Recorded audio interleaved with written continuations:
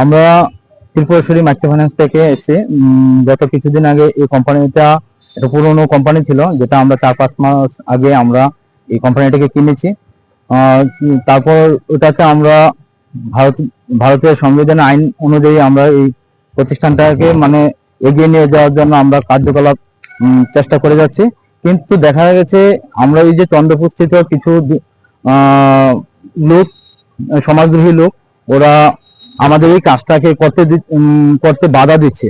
ঠিক আছে, তো তাই আমরা এখন গৌতম দত্ত, আমি রঞ্জন সাহা, আমরা থানায় দ্বারস্থ হলাম, পূর্ব থানায়। হ্যাঁ, তো আমরা কিভাবে তোমাদেরকে মানে করা হেনস্থাটা এরকম হয়েছে গত পরশুদিন মদমত্ত অবস্থায় দুটি লোক, ঠিক আছে, একজন সঞ্জয় সাহা আর ওনার বন্ধু একজন অভিজিৎ বণিক, ওনার ওর প্রণোদিত হয়ে ওনাকে টক্সিট করিয়ে, টক্সিট করিয়ে তারপর কি আমাদেরকে এই যে ওনাকে অ্যাটাক করেছেন, ওনার মাথায় আঘাত করেছেন, এবং আমাদের যে চেয়ারপারসন সংগমিতা মুখার্জি, ওনার মাথায় আঘাত করেছেন। তো উনি ওনার বাচ্চা অসুস্থতার কারণে উনি থাকতে পারেননি, ইমিডিয়েট চলে গেছেন ইয়েতে, পশ্চিমবঙ্গে। উনি এখন আছেন আহত অবস্থায়। তাই আমরা এই ভবিষ্যতের জন্য আমরা এই ধরনের ঘটনা পুনরাবৃত্তি না হয়, সেই উদ্দেশ্যে আমরা আজকে থানায় দ্বারস্থ হলাম।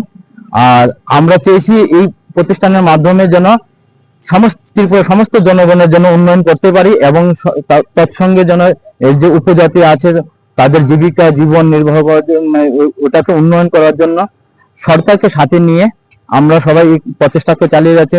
আমাদের চেয়ারপারসনও সেটা চালিয়ে যাচ্ছে। কিন্তু ওই কিছু অংশ সমাজবিহী লোক, যেটা চন্দ্রপুরস্থিত দেখলাম, আমরা যেটা অনুভব করলাম, ও আমাদেরকে সেই কাজটাকে করতে দিচ্ছে না, চেষ্টা করে যাচ্ছে। আর যে দুটি ব্যক্তির নাম বললাম, ওরা ইচ্ছাকৃত ভাবে আমাদেরকে ওই যেন আমরা সামনের দিকে এই যেন এগিয়ে না যেতে পারি, ওই প্রচেষ্টাটার মধ্যে বাধা দিচ্ছে। তাই আমরা চাচ্ছি সমস্ত অংশের লোক, ত্রিপুরা সমস্ত অংশের লোক যেন এগিয়ে আসে।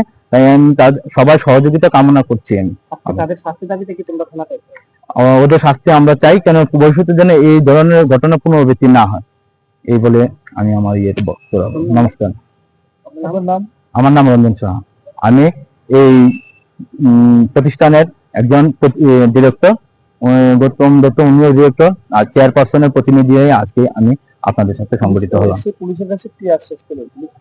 পুলিশ আমাদের ঘটনা পুনরাবৃত্তি না হয়, আমরা যেন সঠিকভাবে কাজটা করতে পারি, এগিয়ে যেতে পারি, ওনারা তাই চাইছেন। তো